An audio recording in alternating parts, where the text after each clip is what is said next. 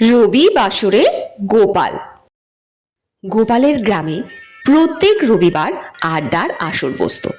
সারা সপ্তাহে কাজকর্মের পরে রবিবার ছুটির দিন পেয়ে গ্রামের ছেলে ছোকরা বুড়ো খুড়োরা সেই আসরে যোগ দিয়ে জমিয়ে আড্ডা মারত।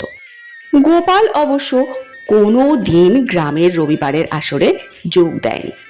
সেজন্য একদিন গ্রামের কিছু মোড়ল মাতব্বর নিজেদের মধ্যে আলোচনা করে ঠিক করে একদিন গোপালকে আসরে হাজির করে তার সঙ্গে সবাই মিলে একটু রঙ্গ তামাশা করবে। এই ভেবে তারা দিনক্ষণ ঠিক করে একদিন গোপালের কাছে হাজির হলো। সকলে মিলে গোপালকে বলল, গোপাল বাবু, আপনার এত পাণ্ডিত্য, আপনি আসছে রবিবারে আমাদের রবিবাসরে এসে কিছু তত্ত্ব কথা শোনান না। গোপাল প্রথমে না না করলেও পরে অবশ্য তাদের কথায় সম্মত হয়ে কথা দেয়, ঠিক আছে, আসছে রবিবারে আমি তোমাদের আসরে যাব।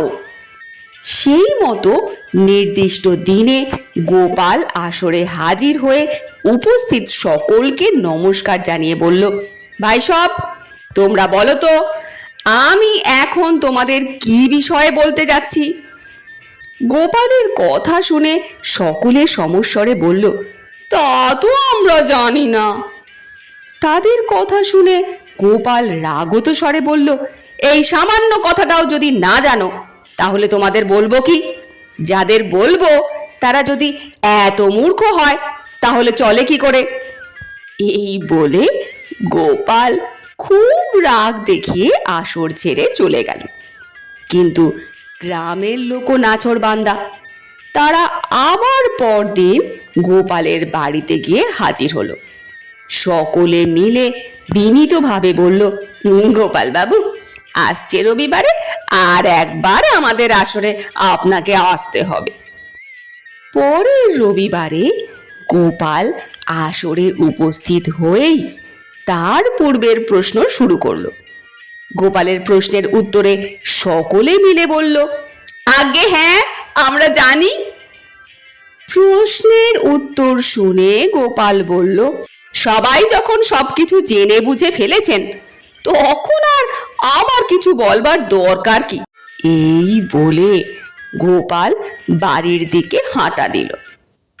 গ্রামের লোক গোপালের চালাকিটা বুঝতে পারল। তারা সকলে মিলে সলা পরামর্শ করে ঠিক করলো গোপালকে আবার আসরে হাজির করব। আর এবারে সে আগের প্রশ্ন করলে তাকে রেহাই দেওয়া হবে না। গ্রামের লোক আবারও গোপালের বাড়িতে হাজির হয়ে অনেক অনুনয় বিনয় করে গোপালকে পরের রবিবারে আসরে হাজির করল। আসরে এসে গোপাল এবারেও তার আগের প্রশ্ন শুরু করলে আসরের অর্ধেক লোক বলল, হ্যাঁ আমরা জানি। আর আসরের বাকি লোক বলল, না আমরা জানি না। গোপাল তখন বলল, বেশ, তাহলে যারা জানো তারা বলো, আর যারা জানো না তারা বসে বসে শোনো। এই বলে গোপাল বেশ মুরব্বিয়ানা দেখিয়ে আসর ত্যাগ করলো।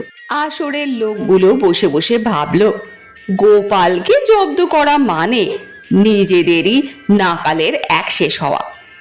এই ভেবে তারা আর কোনোদিন গোপালকে জব্দ করার কোনো চিন্তা ভাবনা মনে ঠাঁই দেয়নি।